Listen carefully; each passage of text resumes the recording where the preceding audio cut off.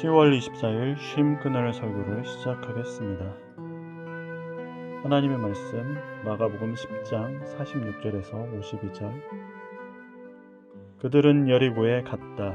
예수께서 제자들과 큰 무리와 함께 여리고를 떠나실 때 디메오의 아들 바디메오라는 눈먼 거지가 길가에 앉아 있다가 나사렛 사람 예수가 지나가신다는 말을 듣고 다윗의 자손 예수님, 나를 불쌍히 여겨 주십시오 하고 외치며 말하기 시작하였다. 그래서 많은 사람이 조용히 하라고 그를 꾸짖었으나 그는 더욱더 큰 소리로 외쳤다. 다윗의 자손님, 나를 불쌍히 여겨 주십시오. 예수께서 걸음을 멈추시고 그를 불러오라고 말씀하셨다. 그리하여 그들은 그 눈먼 사람을 불러서 그에게 말하였다. 용기를 내어 일어나시오.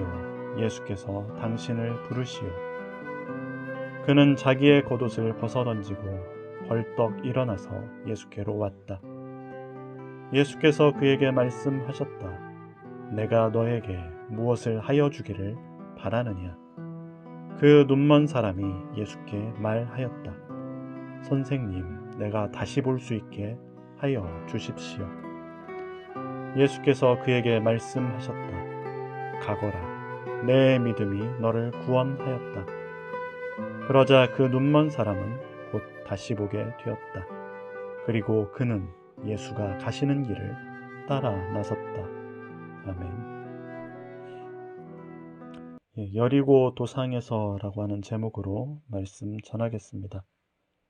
오늘 본문은 우리가 잘 아는 눈먼 바디메오의 치유 이야기입니다. 이 이야기는 예수와 제자들 그리고 큰 무리들이 여리고를 떠나는 가운데 일어납니다. 여리고를 떠나서 어디로 가는 것일까요? 예루살렘으로 올라가는 것이지요. 제자들과 예수를 따르는 큰 무리는 예수의 예루살렘 입성에 갖는 기대들이 있습니다. 그것은 예수가 왕이 되실 거라는 기대감입니다. 세상을 변혁시킬 새로운 힘과 권력의 탄생을 기대합니다. 예수 시대의 이스라엘의 정세란 혼란스럽고 복잡한 상황이었습니다. 유대교는 우리가 생각할 때 하나의 통합된 어떤 단일한 종교 같지만 사실 예수 시대의 유대교는 그 안에 다양한 분파가 나뉘어져서 갈등과 분열 속에 있었지요. 이스라엘의 정치 현실 역시 로마의 식민 지배 하에 있는 복잡한 상황입니다. 또 유대, 사마리아의 갈등, 갈릴리 지역에 대한 차별, 이런 것들이 함께 더불어 있지요. 그런 상황에서 예수를 따르는 이들은 예수가 보여준 삶이나 예수의 가르침, 설교를 따르겠다라는 사람도 있었지만 사실 자신들의 욕망을 예수를 통해 실현하려는 사람들 또한 많이 있었다라는 것이지요. 그러니 제자들부터가 파당을 이루고 메시아의 나라가 도래하면 거기서 한 자리 차지해야겠다 해서 서로 싸우는 것이지요. 그런 다툼들은 특별히 여리고를 지나가면서 이것이 구체화되고 표면화됩니다. 그래서 천국에서 누가 큰 자냐, 누가 주님의 우편에 좌편에 앉을 거냐 라고 하는 이 제자들의 다툼은 다 여리고 도상에서 일어나는 일들이지요. 예수님은 그런 제자들에게 지극히 작은 자가 큰 자다. 그러니 제발 싸우지 말고 섬기는 자가 되라. 이렇게 가르치시고 있지 않습니까? 종교개혁가 칼뱅이 이런 말을 합니다. 사람들이 진리를 따르는 이유는 진리 그 자체가 좋아서가 아니라 진리 안에 있는 힘, 그 힘이 좋아서 따른다. 상당히 깊은 통찰이지요. 예수를 따른 이들은 예수님이 말씀하신 진리, 예수님의 가르침을 좋아하기보다 예수를 통해 나타난, 진리를 통해 나타난 힘에 도취된 것이지요. 예수님은 그래서 너희가 나를 찾은 것은 빵을 먹고 배불렀기 때문이다 라고 말씀하시지 않습니까? 진리를 알고 진리를 따르려는 것이 아니라 나를 통해서 너희가 배불렸고 그래서 너희들의 욕망을 채우려 나를 따르는 것 아니냐, 이런 말씀이지요. 예수님을 둘러싼 위풍당당한 큰 무리를 보면 여러분 그런 마음 들지 않겠습니까? 기적을 일으키는 분, 미러클 메이커와 함께 이제 예루살렘에 들어가면 온 세상이 마치 다 자기 것이 될 것이라 생각 들지요. 세상의 온갖 불의한 것, 부정한 것들을 다 쓸어버리고 지상 천국을 이루려고 한다라고 하는 대의와 명분을 붙여서 이게 얼마나 위대하고 큰 것이냐라고 말하는 것이지요. 그러니 여리고를 지나가다가 이 바디메오가 소리 지를 때 그들의 귀에는 이 눈먼 거지 한 명의 외침은 그들의 귀에 들어오지 않는 것이지요. 들리지 않을 뿐만 아니라 불편하고 거슬리기까지 합니다. 하찮은 존재가 감히 위대한 여정을 방해하는 소리처럼 말입니다. 우리 시대에도 이런 일들은 참 많습니다. 한국 사회에서는 특히 국민들이 그 정치에 대한 환상이 참 큰 것 같습니다. 그래서 내가 지지하는 정당이나 후보에 대한 믿음이 너무 커서 나와 다른 정치적 견해를 지닌 사람과 다툴 때 보면 참 살벌하지요. 그래서 대의에 방해가 된다 싶으면 사람을 사람으로 보지 못합니다. 나와 찬성하는 사람, 내 편인 사람, 또 나를 반대하는 사람, 내 편 아닌 적만이 존재하지요. 내 가까이에 있는 이들과 함께 더불어 희노애락을 나누지 못하며 나와 먼 대의와 명분을 위해 헌신하는 것들을 보게 됩니다. 그럴 때 인간이 인간으로서 내는 가장 인간적인 소리를 우리는 듣지 못합니다. 오늘 본문을 보면 바디메오는 예수가 지나가신다라는 소리를 듣자 다윗의 자손 예수님, 저를 불쌍히 여겨 주십시오라고 부르짖습니다. 눈먼 상태로 절박하게 살아온 이가 부르짖는 가장 인간적인 외침이지요. 공경에 처한 인간을 두고 보지 못함을 인간의 선한 본성이다라고 제가 종종 말하는 맹자가 이제 측은지심을 설명할 때 그렇게 말하지 않습니까? 공경에 처한 인간을 그냥 두고 보지 못하는 것. 그런데 다른 누구도 아닌 예수를 따른다라는 이들이 그 소리를, 공경에 처한 인간의 소리를 묵살하고 오히려 비난하지요. 꾸짖지요. 조용히 해라. 여기가 어딘 줄 아느냐. 가만히 있어라. 네가 나서서 설칠 자리가 아니다. 너 같은 하찮은 일을 살피는 것보다 더 중요한 일이 있다. 더 큰 일이 있다. 우리는 너보다 더 큰 무너진 세상을 고쳐야 된다. 너 같은 사소한 존재에게 시간과 에너지를 할애할 틈이 없다. 저는 이런 목소리를 우리가 살아가는 세상 속에서 종종 듣습니다. 그런 세상 고치겠다, 바꾸겠다, 사람이 사람답게 사는 세상을 만들겠다라고 말하는 진보주의자들에게서도 이런 소리를 듣습니다. 심지어 예수를 따르겠다라고 하는 교회에서도 이런 소리를 듣지요. 공정, 정의, 진리, 평등, 사랑을 외치면서 가까이에 고통을 겪는 이들을 외면하는 것을 정당화하거나 당연시하는 말들 말입니다. 그런데 그것이 과연 예수의 가르침일까요? 예수의 사역은 그런 것이었습니까? 눈먼 가난한 바디메오의 절박한 외침 따위는 가볍게 무시할 만큼 그보다 더 큰 하나님 나라를 이루는 것이 예수의 길이었을까요?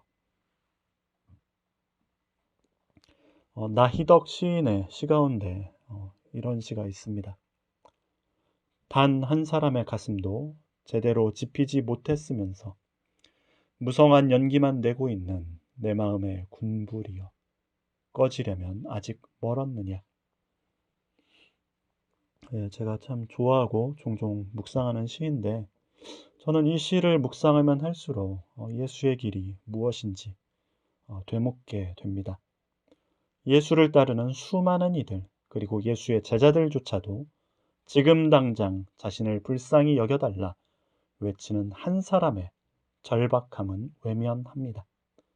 단 한 사람의 절박함, 간절함을 무시하면서 이뤄야 할 하나님 나라가 무엇인지 저는 잘 모르겠습니다. 그들 각자가 지니는 이 무너진 이스라엘을 회복하는 꿈은 어쩌면 이 시인의 말처럼 연기만 무성해서 단 한 사람의 가슴도 이렇게 비우지 못하는, 서로 다투고 싸우면서 정작 예수가 십자가에 매달렸을 때는 모두 그 예수를 부인하고 달아나지요. 그런 와중에 예수는 걸음을 멈춥니다. 그리고 바디메오를 불러오라 말씀하십니다. 다행히도 무리 중에 어떤 이들은 그런 예수의 음성에 귀를 기울이고 그들 역시 바디메오에게 눈길을 줍니다. 바디메오를 불러서 이렇게 말하지요. 용기를 내어 일어서십시오. 예수님께서 당신을 부르십니다. 아마 어쩌면 눈 어두워 앉아있는 그를 일으켜 세우고 곁에서 부축하며 예수께로 인도했을지도 모르겠습니다. 예수는 바디메오의 부르짖음을 듣습니다. 바디메오를 불러옵니다. 그리고 묻습니다. 내가 너에게 무엇을 해주길 원하느냐? 예수님은 그처럼 사람의 소리를 듣는 분이시지요. 그냥 듣는 게 아니라 더 잘 듣기 위해서 마음속에 가슴속 깊은 곳에 이 숨겨진 감춰놓은 그런 진실까지도 들으시려 되묻는 분이시죠. 무엇을 해주길 원하느냐? 예수님께 중요한 것은 제자들이 기대하는 예루살렘에 올라가서 어떤 정치적인 왕이 되는 것이 아니었지요. 예수님께 중요한 것은 지금 내 가까이에서 울부짖는 한 사람의 인간적인 목소리였습니다. 여러분, 신앙이란 무엇일까요? 신앙은 하나님을 섬기는 것이죠. 우리의 관심을 신께 두는 것이 신앙입니다. 그런데 하나님의 관심은 무엇입니까? 사람입니다. 지극히 작은 자 하나에 하나님의 관심이 있습니다. 그것이 또한 여리고 도상에서 보여주신 예수님의 모습입니다.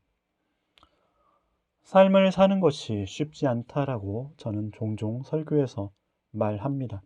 거의 매주 말하는 것 같은데요. 오늘날 우리가 사는 이 시대에 사는 게 참 힘겹습니다. 치열한 무한 경쟁의 생존 경쟁의 사회에서 내가 살아남는다라는 것은 내가 의도하지 않아도 누군가를 배제하고 이겨서 올라가는 것을 뜻하지요. 그래서 생존 서바이벌 드라마였던 오징어 게임이 전 세계적으로 히트를 하고 있는 것 아닙니까? 이게 우리가 사는 세상과 똑같으니까요. 우리 역시 이미 벗어날 수 없는 게임 속에 들어와 있습니다. 내가 아무리 선하게 누군가에게 피해주지 않고 살려고 한다고 해도 삶이라는 이 복잡성 속에서 내가 의도하지 않았음에도 누군가를 짓밟고 피해를 주는 일이 발생하게 됩니다. 우리는 모든 사람을 구할 수도 없고 세상에 만연한 악과 폭력에 저항하는 것이 불가능한 대단히 무기력한 상태에서 살아가고 있습니다. 그런데 그럼에도 우리가 주님을 따른다라는 것은 단 한 사람의 가슴이라도 따뜻하게 불 지피려는 애씀을 의미합니다. 그것이 주님이 이 땅에 오셔서 보여주신 삶의 길이었지요. 예수님은 그것 때문에 예루살렘에 오르시는 것이며 거기에서 십자가에 죽임을 당하시는 것이지요. 세상을 바꾸고 이 세상이 주님의 나라가 되는 원대한 비전을 품고 살라고 한국교회가 또 선교단체들이 이렇게 힘주어 말했습니다. 당연히 그래야 하겠지요. 저 역시 젊은 시절 그런 구호에 도취되어서 정말 이 땅에 하나님 나라가 임하기를 열심히 기도하고 또 나름 애쓰며 노력하며 살아왔습니다. 주님의 나라가 이 땅에 오기를 우리는 지금도 기도합니다. 그런데 그 나라는 지극히 작은 자들과 함께 아파하며 무너진 사람에게 용기를 내라 말하며 그들의 지친 어깨를 부축하며 일으키는 곳에서 임하는 것이지요. 사람이 사람의 소리를 들으며 사람의 곤경을 마주 대하는 곳에 하나님 나라가 임하게 됩니다. 예수의 하나님 나라는 모두가 조용히 해라, 잠잠히 있으라 라며 무시하고 꾸짖는 그 바디메오를 응시하면서 임하기 시작했었지요. 우리의 치열한 삶의 자리에서 그럼에도 우리가 온기를 지니고 주변을 살필 때 그곳에 하나님의 나라가 임할 겁니다. 제가 또 많이 인용을 했고 많이 암송을 하는 에밀리 디킨슨의 만일내가라고 하는 시를 소개하면서 설교를 마치겠습니다. 내가 만일 한 사람의 가슴앓이를 멈추게 할 수 있다면 나 헛되이 사는 것은 아니리. 내가 만일 누군가의 아픔을 쓰다듬어 줄 수 있다면 혹은 고통 하나를 가라앉힐 수 있다면 혹은 기진맥진한 울새 한 마리를 둥지로 되돌아 가게 할 수 있다면 나 헛되이 사는 것은 아니리. 마침 기도 드리겠습니다. 사랑의 주님, 주님을 따른다는 것은 가까이에 있는 우리의 이웃에 대해 눈을 뜨는 일이며 귀를 기울이는 일입니다. 지극히 작은 자 하나에게 베푸는 것이 주님을 섬기는 일입니다. 우리의 삶의 자리에서 늘 온정을 베풀며 살게 하소서. 아멘.